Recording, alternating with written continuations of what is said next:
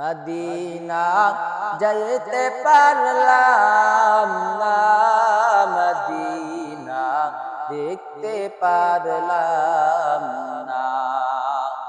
Medina আর যে কত দূর,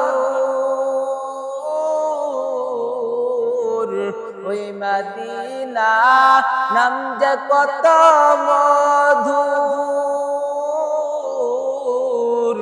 ওই মদিনায় যাইতে পারলাম না, মদিনা যাইতে পারলাম না, মদিনা দেখতে পারলাম না।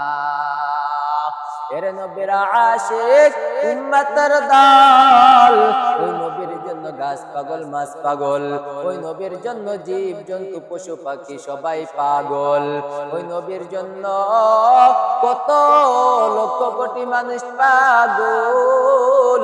ওই নবী দুনিয়াতে নাই, তবুও তো নবীর জন্য নবীর আশিকেরা কান্না করে। কিসের জন্য কান্না করে?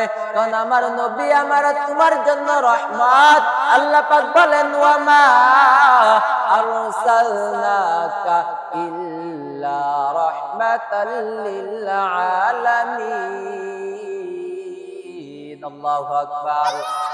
আল্লাহ পাক রব্বুল আলামিন বলেন, এরে দুনিয়ার মানুষ শুনে নাও, যে নবীকে দুনিয়াতে পাঠাইলাম ওই নবী তোমাদের জন্য রহমত। কেমন রহমত, কেমন রহমত? ওই নবী যদি দুনিয়াতে না আসতো, আসমান হইতো না, জমিন হইতো না, গাছ গাছালি হইতো না, আমরা মানব জাতি আমরাও হইতাম না রে নবীর উম্মত। ওই নবীকে পাওয়ার পর নবীর জন্য যদি মনটা যদি না কাঁদে, ওই মক্কা মদিনার জন্য যদি মনটা না কাঁদে, নবীর রওজা দেখার জন্য যদি অন্তরটা না কাঁদে, তাহলে মনে করো তুমি পুরোপুরি নবীর আশিক দাবি করতে পারবা না।